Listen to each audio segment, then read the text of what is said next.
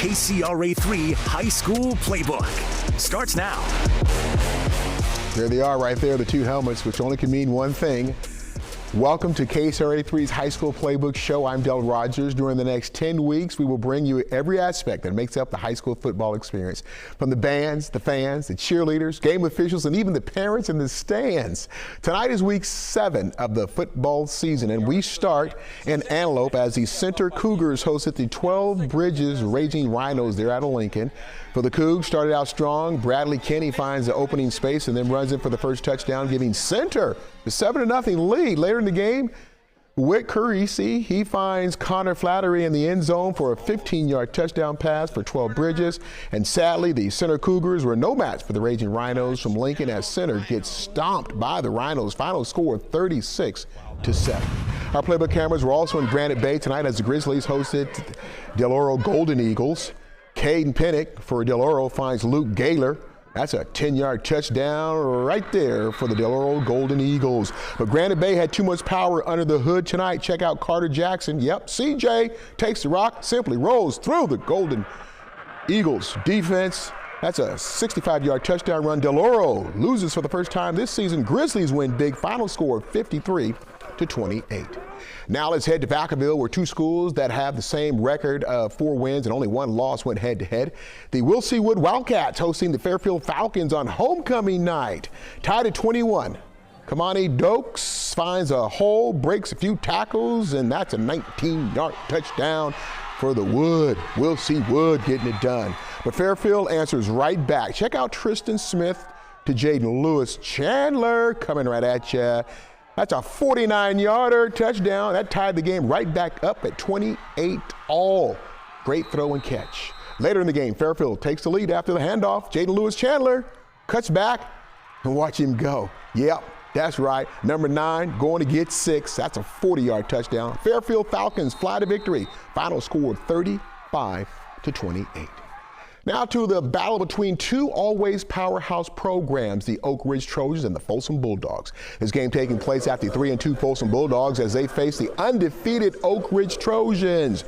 The undefeated Trojans, hey, they kick it off with a 2-yard touchdown right there. Eric Orme Jr., yeah, he plows in. But Folsom was ready for the Trojans tonight. Ryder Lyons, Jamison Powell, that's a 10-yarder right there for the Bulldogs. Folsom keep the momentum going. They would go on to hand Oak Ridge their first loss of the season. Final score 42-21. Our playbook cameras were also in Fairfield tonight as the undefeated Armijo Royals played at the Vanden Vikings.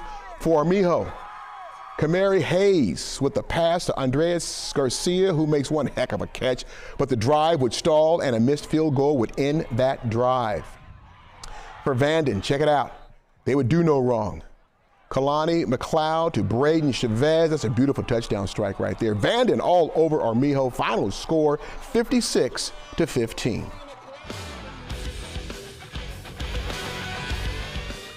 All right, that can only mean one thing. As we do every week, it's time to show off our high school playbook great clips catch of the week. For week 7 of our high school playbook, Great Clips Catch of the Week was turned in by Armijo High School. Check out the pass from the Vanden quarterback, but Eugene Jackson makes one heck of an effort to not only out-jump the intended receiver. Jackson comes down with a great interception, bobbling the ball as Eugene Jackson of Armijo High School turns in our high school playbook Great Clips Catch of the Week. All right, time now for our American Furniture Gallery's High School Girls Flag Football featured game of the week. Took place in Folsom at the Folsom Lady Bulldogs. They played host to the Rockland Thunder. Folsom kept this game close. Maya Keller lays it up for Kinga Major, and Major makes one heck of a catch in traffic. From there, Kinga brings the bacon home, scoring 6 for the Folsom Lady Bulldogs. But Rockland would find a way to win. Robin Wynn takes a snap, lets it fly. On the other end, one of her favorite receivers, Abigail Schrader, who makes one heck of a catch. Abigail uses moves like Mick Jagger, dances her way into the land of quick 6 for the Rockland Thunder. Rockland wins 19-12, improving to 11-4 overall. They are 5-1 in league play.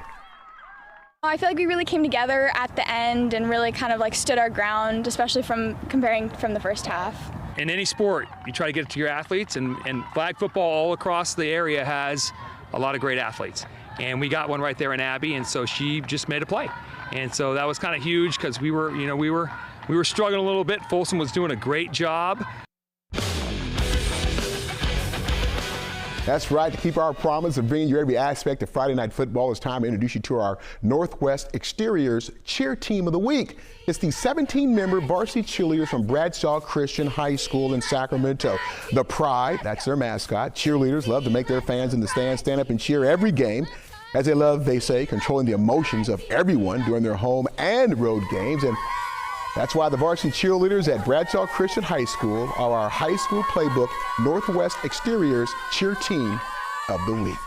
That does it for the first half of the Playbook Show. Coming up after a quick commercial break, I've got our Fans of the Week plus our Game of the Week. But for now, it's time to meet our High School Playbook Game Officials of the Week. There they are. It's a 5-person varsity crew.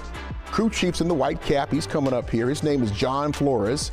John has refereed high school football games for 33 years and recently retired from the state as an operations analyst, where he had worked for 41 years.